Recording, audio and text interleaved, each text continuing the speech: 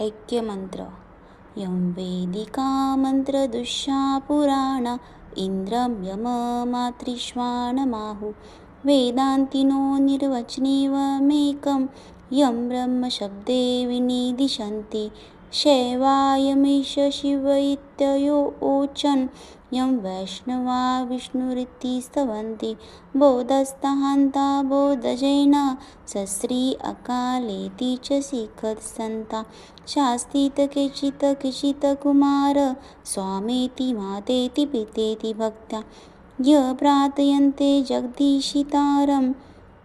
स एक एव प्रभो द्वितीया यं वेदिका मंत्रदुष्या पुराणा इंद्रं यममातृश्वानमाहु वेदान्तिनो निर्वचनीयमेकं यं ब्रह्मशब्दे विनिदिशन्ति शैवायमीशिव इत्योचं यं वैष्णवा विष्णुरिति स्तवन्ति बोधस्थान्ता बोधजैना सश्री अकालेति च शिखत्सन्ता शास्तीत केचित् कुमार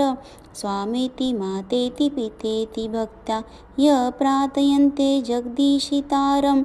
स एक एव प्रभुर्द्वितीया यं वेदिका मंत्रदुष्या पुराणा इंद्रं यममातृश्वानमाहु वेदान्तिनो निर्वचनीयमेकं यं ब्रह्मशब्दे विनिदिशन्ति शैवायमीश शिव इत्योचं यं वैष्णवा विष्णुरिति स्तवन्ति बोधस्थान्ता बोधजैना सश्री अकालेति च शिखेशन्ता शास्तीत केचित् कुमार स्वामेति मातेति पितेति भक्ता य प्रार्थयन्ते जगदीशितारं स एक एव प्रभुर्द्वितीया यं वेदिका मंत्रदुष्या पुराणा इंद्रं यममातृश्वानमाहु वेदान्तिनो निर्वचनीयमेकं यं ब्रह्मशब्दे विनिदिशन्ति शैवायमीशिव इत्योचं यं वैष्णवा विष्णुरिति स्तवन्ति बोधस्थान्ता बोधजैना सश्री अकालेति च शिखेशंका शास्तीत केचित् कुमार स्वामेति मातेति पितेति भक्त्या